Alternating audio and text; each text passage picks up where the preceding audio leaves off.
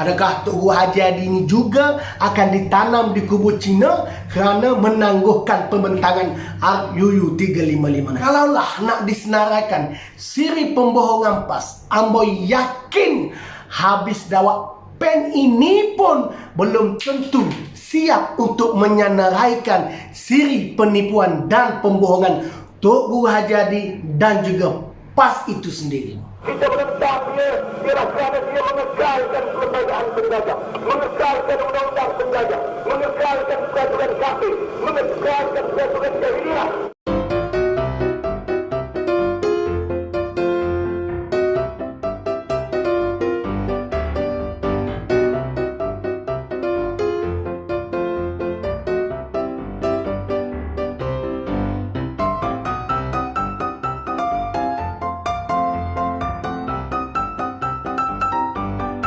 Kita ni dah kena tipu tak? Cik, cakap tak tengok orang. Takkan Tok Lebay nak menipu pula. Aku kenal lama dia ni.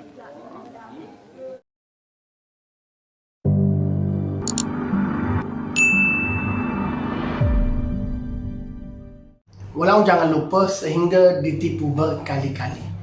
Jangan mudah lupa sehingga memberi peluang kepada Tok Guru Haji Hadi Awang dan PAS menipu anda untuk sekian kalinya atau berulang-ulang kali.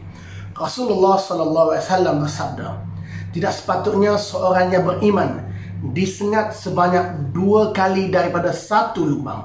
Riwayat Al-Bukhari 6133 dan Muslim 63. Pilihan raya umum yang ke-14 yang lalu memberi 20 kursi kemenangan kepada PAS. Antara punca kemenangan PAS kerana pengundi tertarik dengan janji-janji manis PAS disulami ayat Al-Quran dan juga hadis. Namun jelas dan nyata, janji-janji PAS yang menggunakan atau menunggang agama itu hanyalah untuk memancing undi semata-mata. Lihat saja janji berkenaan RUU 355. Memang banyak janji-janji PAS yang menunggang agama. Namun cukup dengan ambo bahawa satu ini saja bagi membuktikan PAS itu parti penipu, parti pelawak. Dahulu sebelum pilihan raya yang ke-14, mereka mengajak rakyat berkumpul, menghasut dan berdemonstrasi di padang merbuk. Kononnya bagi membuktikan mereka itu pejuang Islam. Kehadiran pada hari itu umpama lautan ungu, seolah-olah mereka dicandu PAS atas nama agama. Siri-siri ceramah dan penerangan kononnya RUU 355 ini wajib, bukan sunnah, bukan makruh, tetapi wajib digerakkan seluruh negara. Kerajaan Negeri Kelantan sendiri berhabisan mungkin berjuta, ambo tak tahu angka tepat, tapi mungkin berjuta ringgit atas nama RUU 355. Namun apabila mereka menjadi kerajaan, apabila mereka berpeluang untuk merealisasikan RUU 355 ini dengan selamba, PAS melalui timbalan presidennya memberitahu RUU 355 ini hanyalah perjuangan ketika menjadi pembangkang. Perjuangan berapi-api itu hanyalah omong kosong ketika PAS menjadi pembangkang. Ternyata RUU 355 satu bukti yang jelas PAS adalah sebuah parti yang suka menipu dan berbohong.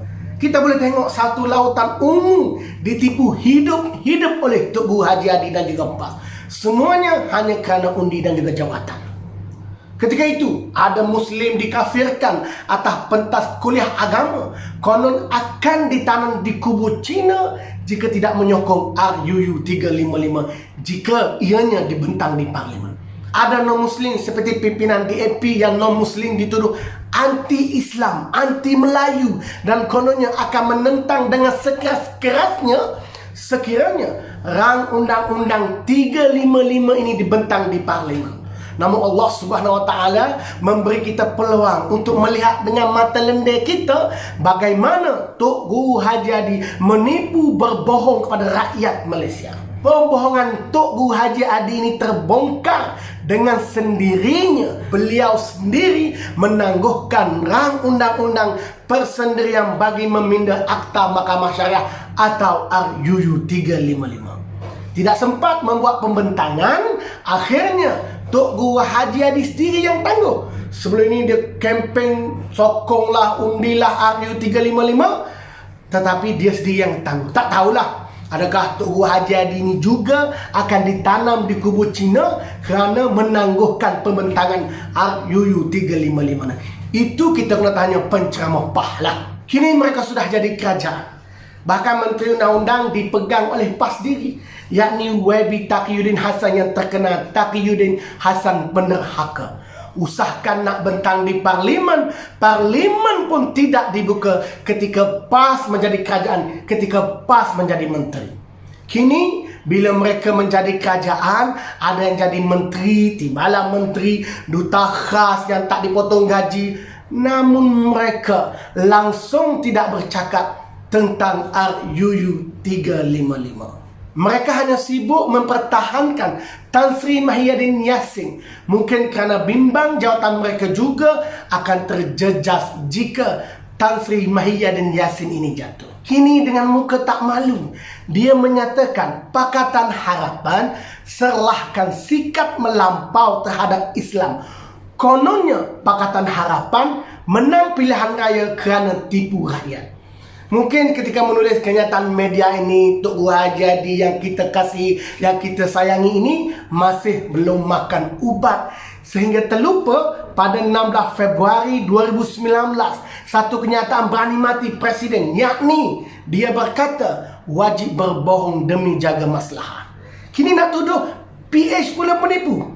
Pengakuan Tok Guru Haji Hadi itu sendiri jelas menunjukkan sikap melampau PAS dengan sanggup menipu serta berbohong. Atau mungkinkah berbohong dan menipu kini sudah menjadi budaya dalam PAS? Pengakuan Tok Guru Haji Hadi jelas menunjukkan sikap melampau PAS sehingga sanggup menipu serta berbohong.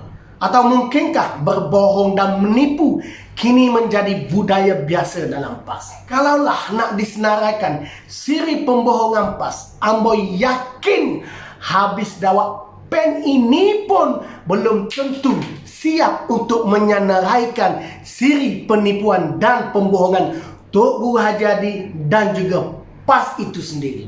Bahkan dalam kenyataan media terbaru Tok Guru Haji Hadi ketika di IJN jelas menunjukkan pembohongan beliau. Dalam tak sedar, dia menulis ada pembohongannya. Dalam kenyataan medianya, konon apa yang termaktub dalam konsep perlembagaan persekutuan adalah yang boleh menghadapi secara positif.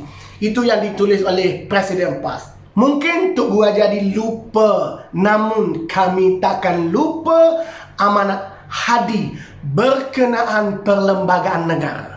Pada 7 April 1981, satu ucapan yang jelas menunjukkan Tok Guru Haji Hadi menolak perlembagaan dan mengajak rakyat untuk turut menolak dengan seruan jihad.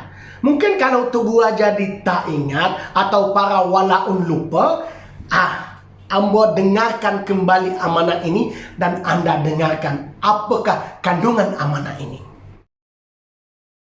Saudara-saudara sekalian, bertanyalah, kita menentang UMNO bukan kerana lama dia UMNO. Kita menentang Barisan Nasional bukan kerana dia lama Barisan Nasional. Kita menentang dia ialah kerana dia mengekalkan kelembagaan penjajah, mengekalkan undang-undang penjajah, mengekalkan peraturan kafir, mengekalkan peraturan jahiliah. Oleh kerana itulah kita menentang mereka. Oleh kerana itulah kita menghadapi mereka. Oleh kerana itulah kita berjuang melawan dengan mereka. Percayalah, saudara-saudara sekalian, perjuangan kita adalah jihad. Ucapan kita adalah jihad. Ilmu kita adalah jihad. Dan kalau kita melawan dengan puak-puak ni, dan kita mati kerana rasa melawan ni, mati kita adalah mati syahid. Hak orang Islam, hak orang Islam dalam negara Islam bukan saja dia boleh jadi rakyat, tapi dia boleh jadi pemerintah, boleh jadi kerajaan, boleh jadi pemimpin. Tapi hak orang yang bukan Islam dalam negeri Islam, dia diizinkan untuk menjadi rakyat, tapi dia tak boleh jadi pemerintah. Kepada ahli PAS dan para walaun, Tidak pernahkah kamu ditipu berkali-kali oleh Tok Guru Haji Adi dan juga PAS? Kadang kita pelik dengan ahli PAS dan Walaung. Walau sudah banyak kali pembohongan ini dihadirkan dengan bukti, dengan video, dengan poster, dengan kenyataan media yang jelas Haji Adi menipu dan PAS menipu, namun mereka tetap menyokong. Mungkinkah ini dikatakan penyakit taksub? PAS pula walau berkali-kali kantoi menipu, namun mereka tidak insaf dan terus menipu. Mungkinkah ini budaya PAS dan inilah norma baru dalam PAS, yakni pemimpin mesti menipu ahli? Kepada Walaun, usahlah termakan dengan kenyataan media orang yang tak sihat ini. Minta juga bukti dan hujah. Islam tidak tertegak hanya dengan menabur persepsi. Jangan sama tarafkan presiden parti kamu dengan pegawai Cekom, atau Walaung tak sekolah, atau Walaung yang tak bertauliah. Kemukakan hujah. Konon Pakatan Harapan melampau terhadap Islam atau PH menipu. Mana bukti, mana hujahnya? Jika Presiden PAS terus menulis tanpa hujah, maka saya nak tanya, apa bedanya Presiden PAS dengan Walaung? Terima kasih kerana menonton video ini. Jangan lupa share, jangan lupa subscribe. Assalamualaikum warahmatullahi wabarakatuh.